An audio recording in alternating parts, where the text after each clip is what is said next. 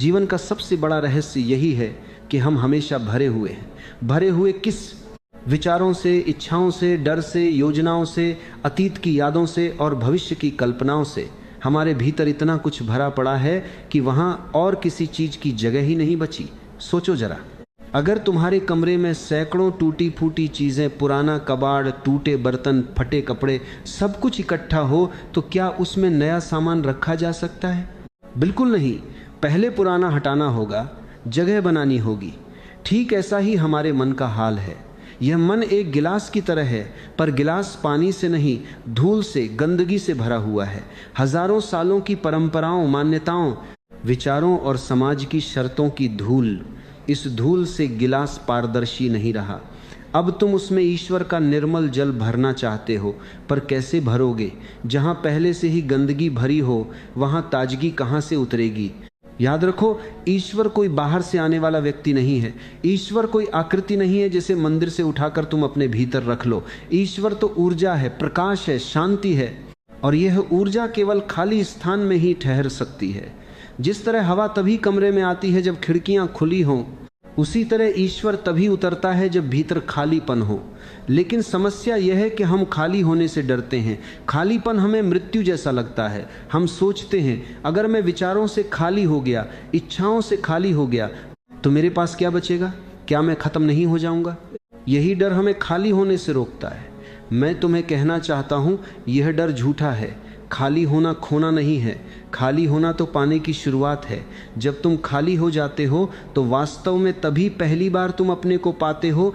तभी तुम महसूस करते हो कि तुम्हारा होना बोझ नहीं है, तुम्हारा होना आनंद है। सोचो, एक गिलास अगर पानी से भरा है और तुम उसमें और पानी डालना चाहो तो वह छलक जाएगा। लेकिन अगर वही गिलास खाली हो तो उसमें कोई भी निर्मल जल भर सकता है। ईश्वर का अनुभव भी ऐसा ही है। जब तक तुम्हारा मन भरा है, वह छलकता रहेगा और उसमें ईश्वर ठहर नहीं सकता। पर जैसे ही तुम भीतर से खाली हो जाते हो, ईश्वर अपने आप तुम्हें भर देता है। तो पहला कदम है खाली होना। खालीपन ही दरवाजा है, खालीपन ही सेतु है, खालीपन ही कुंजी है। ये खालीपन डरावना लगता है, पर डर की दूसरी तरफ ही ईश्वर बैठा है। तुम्हें बस साहस करना है अपने भीतर की गंदगी को छोड़ने का, अपनी पकड़ को ढीला करने का, और जैसे ही तुमने छोड़ दिया, वैसे ही भीतर का आकाश निर्मल हो जाएगा। और उस निर्मल आकाश में पहली बार तुम देखोगे ईश्वर हमेशा से तुम्हारे पास खड़ा था, बस तुम्हारा भरा हुआ मन दीवार बन गया था। तुम दुखी क्यों हो? ये बहुत सरल पर सबसे महत्वपूर्ण सवाल है। जीवन की जटिलता के पीछे एक ही कारण है, तुम हर समय भरने में लगे रहते हो। ये भरना किस तरह से होता है? नाम से, पद से, धन से, शोहरत से, रिश्तों के तमंगे से, किताबी या दुनिया वाली समझ से। हर चीज़ को जब तुम अपनी पहचान बना लेते हो, तब तुम उस चीज़ के पीछे भागने लगते हो, और यही भागना तुम्हें थकाता, उदास और खोखला कर देता है। तुम्हें लगता है जितना ज़्यादा इकट्ठा करोगे उतना पूरा हो जाओगे। यह विचार हमारे मन में इतनी गहरी जड़ें जमा चुका है कि हम इसे जीवन का लक्ष्य समझ बैठे हैं। बच्चा बड़ा हो, पढ़ाई पूरी करे, नौकरी पाए, शादी करे, नाम कमाए, घर बनाए, हर पड़ाव पर लगता है कि अब मैं पूर्ण हो गया।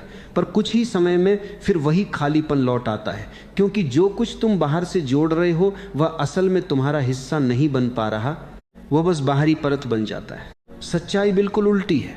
जितना तुम बाहर से भरते हो उतना ही तुम्हारी असली आत्मा दबती है। एक भारी बैग की तरह तुम चलते हो, उम्मीदों का, तुलना का, ईर्ष्या का, आकांक्षाओं का। यह बैग तुम्हें आगे नहीं बढ़ने देता, वो तुम्हें रोक कर रखता है। तुम्हारा अस्तित्व एक बोझ बन जाता है, सिर्फ आपके लिए नहीं, स्थायी रूप से तुम्हारे अनुभव के लिए भी। जब मन भरा रहता है तो वह स्पंदित रहता है। चिंता, इच्छा, क्रोध, प्लानिंग, ये सब लगातार चलते हैं। इससे तुम्हें नींद भी नहीं आती, शांति नहीं मिलती, और जो कुछ भी मिलता है वह क्षणिक खुशियां हैं, स्थायी सुख नहीं। असली सुख वो है जो अंदर से उभरता है, बिना किसी बाहरी कारण के, और वह तभी उभरता है जब तुम हल्के हो जाते हो। हल्का होना मतलब कम चीज़ों से अपनी पहचान जोड़ना, कम अपेक्षाएं रखना, अपनी पकड़ को कमज़ोर करना। यह आसान नहीं, पर जितनी बार तुम अपने अहंकार, अपने दिमाग की अटकी हुई उम्मीदें और दूसरों से मिलने वाली स्वीकृति की भूख को थोड़ा सा खोलोगे, उतना ही तुम्हारा मन खुलता जाएगा। और वही खुलापन शांति और आनंद का जन्म स्थल है। सोचो, एक पेड़ जितना कम बोझ उठाएगा, उतना ही स्वतंत्र रूप से हिल सकेगा, अधिक फल देगा। तुम्हारा मन भी वही है। जब तुम अपने ऊपर का भार घटाओगे तब जीवन का स्वाद आएगा। तुम पाओगे कि तुम्हारी खुशी अब दूसरों या पड़ावों पर निर्भर नहीं रह गई, वह तुम्हारे भीतर की सहजता बन गई। इसलिए प्रश्न यही है, क्या तुम अभी भी भरने पर विश्वास करोगे या आज से हल्का होना सीखोगे? याद रखो, जीवन में सुख वहीं जन्म लेता है जहां तुम हल्के हो जाते हो, और हल्का होना खुद एक कला है। थोड़ा छोड़ना, थोड़ा स्वीकारना, और सबसे बड़ी बात, खुद से सच्चा होना। लोग अक्सर सोचते हैं कि खाली होना मतलब सब कुछ खो देना है, पर सच यही है कि खाली होना खोना नहीं है बल्कि पाना है। खाली होना मतलब उस गंदगी को निकाल देना जो अनजाने में तुमने अपने भीतर भर ली है। मन का गिलास भरा हुआ है पुराने अनुभवों से, दुखों से, दूसरों की कही बातों से, अपमान से, तुलना से, और उन इच्छाओं से जो कभी पूरी नहीं हुई।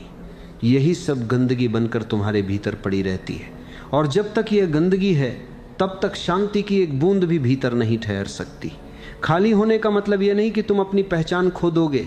खाली होने का मतलब है जो तुम नहीं हो उसे छोड़ देना। गुस्सा तुम नहीं हो, ईर्ष्या तुम नहीं हो, लालच तुम नहीं हो। ये सब पराई चीजें हैं, बाहर से आई हैं, जिन्हें तुमने अपनाकर अपने ऊपर ओढ़ लिया है। जैसे कोई फटा हुआ कपड़ा पहन ले और फिर कहे ये मैं हूं। नहीं, ये तुम नहीं हो।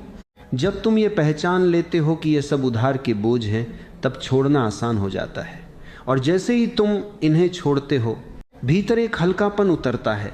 उस हल्केपन में पहली बार तुम अपनी असली खुशबू को महसूस करते हो। वह खुशबू पहले से ही वहां थी, लेकिन वह दब गई थी पराई गंध से। खाली होने का असली महत्व यही है। जैसे ही तुम भीतर से खाली होते हो, अचानक एक मौन जन्म लेता है। यह मौन मृत मौन नहीं है, यह जीवंत मौन है। इस मौन में शांति है, आनंद है और एक गहरी संतुष्टि है। और ठीक इसी मौन में ईश्वर उतरता है। याद रखो, ईश्वर शोर में नहीं मिलता। शोर तो मन का गुण है, विचारों का, इच्छाओं का, दौड़ भाग का। ईश्वर मौन में उतरता है, क्योंकि मौन ही उसका घर है। तुम्हें यह मौन बाहर कहीं से नहीं मिलेगा। यह मौन तो तुम्हारे भीतर ही छिपा है, बस उसके ऊपर विचारों का शोर है। तुम्हें शोर हटाना है, विचारों की परतों को गिराना है, ताकि वह मौन साफ दिखाई देने लगे। और जैसे ही वह मौन साफ दिखाई देता है, तुम देखोगे ईश्वर पहले से ही तुम्हारे भीतर मौजूद था। वह कहीं और से आने वाला नहीं है, तुम्हें उसे बुलाना नहीं है। तुम्हें बस वह जगह खाली करनी है जहां वह प्रकट हो सके। यह ईश्वर के लिए स्थान बनाना है, यही असली बनाने का रास्ता है। खाली होकर ही तुम पूर्ण हो जाते हो। इसलिए डरो मत खाली होने से। डरो मत यह सोचकर कि तुम कुछ खो दोगे। जो भी खोएगा वह असली कभी था ही नहीं, और जो बचेगा वह शाश्वत है, वही ईश्वर है। मान लो तुम्हारे घर में कबाड़ भरा है, पुराने टूटे बर्तन, बेकार पड़े कपड़े, टूटी कुर्सियां, इस्तेमाल ना होने वाली चीजें हर जगह जमा हैं। अब अगर तुम चाहो कि नया फर्नीचर लाकर घर में रखो, तो क्या वह समा पाएगा? नहीं। जब तक तुम पुराना कबाड़ नहीं हटाओगे, तब तक नया घर में प्रवेश ही नहीं कर सकता। यह तो तुम्हारा बाहरी घर है। अब सोचो, तुम्हारा मन भी एक घर है, और उस घर में भी वर्षों से कबाड़ जमा है। कबाड़ किसका? गुस्से का, ईर्ष्या का, लालच का, अपमान का, असफलताओं का, दूसरों से तुलना का। तुमने हर घटना, हर चोट, हर कड़वी स्मृति को उठाकर अपने मन में रख लिया है। वह सब जमा करके अब मन एक गोदाम बन गया है। और फिर तुम कहते हो, मुझे शांति चाहिए, मुझे प्रेम चाहिए, मुझे आनंद चाहिए। पर शांति और प्रेम तो हल्के मन में ही ठहर सकते हैं। जिस मन में पहले से ही अंधेरा और कबाड़ भरा हो, वहां ईश्वर की रोशनी कहां से समाएगी? याद रखो, ईश्वर हमेशा तुम्हारे दरवाजे पर खड़ा है। वो भीतर आना चाहता है, पर जगह ही नहीं है। तुम्हारा कमरा इतना भरा है कि वो बाहर खड़ा इंतजार कर रहा है। तुम्हें बस दरवाजा खोलना है और पुराना कबाड़ बाहर निकालना है। और जैसे ही घर खाली होता है, रोशनी स्वतः भीतर चली आती है। अब सवाल ये उठता है कि कैसे खाली हो?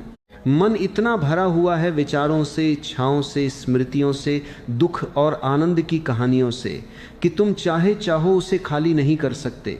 जितना तुम खाली करने की कोशिश करोगे, उतना ही वह और भर जाएगा, क्योंकि प्रयास स्वयं में एक नया बोझ है। यही कारण है कि खालीपन की कला केवल ध्यान से संभव है। ध्यान का मतलब है कुछ करना नहीं, बस देखना। मन को बदलना नहीं, दबाना नहीं, भगाना नहीं, सिर्फ देखना। ध्यान का अर्थ है जो चल रहा है उसे बिना किसी निर्णय के देखना। अगर मन में गुस्सा आ रहा है तो बस देखो। अगर मन में लालच उठ रहा है तो बस देखो। अगर मन भविष्य की चिंता कर रहा है तो बस देखो। यह देखना ही दवा है, क्योंकि जो देखा जाता है वह धीरे धीरे अपनी शक्ति खो देता है। जैसे अंधेरा रोशनी आने पर गायब हो जाता है, वैसे ही विचार साक्षी की रोशनी में धीरे धीरे समाप्त होने लगते हैं। सोचो, शरद ऋतु का समय है, पेड़ों के पत्ते सूख चुके हैं, धीरे धीरे हवा चलती है और एक एक पत्ता गिर जाता है। कुछ देर बाद वही पेड़ नंगा खड़ा होता है, सुंदर, शांत, आकाश की ओर फैली शाखाओं के साथ। मन भी ऐसा ही है। ध्यान में बैठो और बस देखते रहो, एक एक विचार गिरता जाएगा। पहले तुम हैरान होगे कि कितने विचार हैं, मानो पूरा जंगल। लेकिन जैसे जैसे तुम बिना छेड़े देखते रहोगे, विचार थक कर गिरने लगेंगे। और एक दिन ऐसा आता है जब मन बिल्कुल नंगा हो जाता है, बिल्कुल खाली। ये खालीपन डरावना नहीं है। पहली बार तुम अनुभव करोगे कि खाली होने में ही असली आनंद है। जब मन का शोर रुकता है तो भीतर एक अद्भुत शांति का स्वर बजता है। यह शांति तुम्हारी नहीं है, यह वही शांति है जिसमें ईश्वर बोलता है। याद रखो, ईश्वर कभी भी शोरगुल में नहीं उतर सकता, वह मौन में उतरता है। जब भीतर मौन होता है तभी पहली बार तुम उसे सुन पाते हो। एक शांत जगह बैठो,